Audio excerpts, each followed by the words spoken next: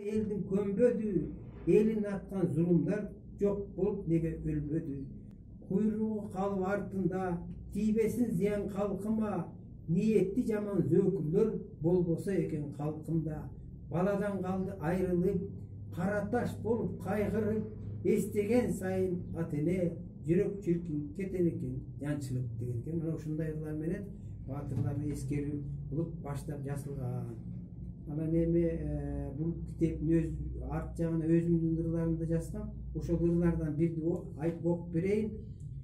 Мен кыргызмын ата салтын сактаган, мен кыргызмын ата журту сатпаган, мен кыргызмын мекенимди сүйөмүн, мен кыргызмын эне сүтүн актаган, мен кыргызмын манас ата уулумун, мен кыргызмын ана тоодо туулдум, мен кыргызмын бабалардын осуятын бартаган, мен кыргызмын санжыраны тарыхымды тактаган деп ошо улуу кыргыз элибиздин санжырасын тарыхын тактап жүрөлү деген ниетте ушул китепти жазып арт жагына кыргыздын патриоттук жаштарга патриот сезим ойготуу үчүн ушул ырымды да кошуп жазган болчумун.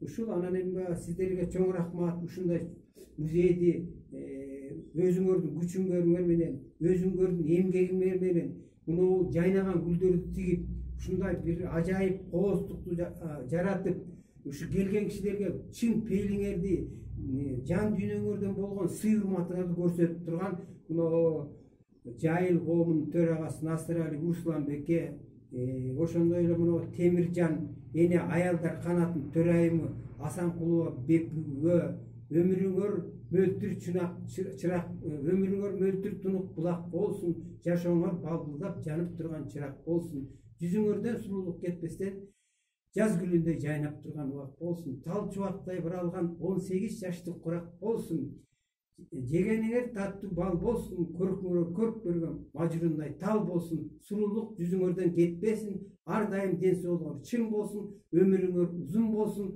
ушу элдин батасын алып эле ушул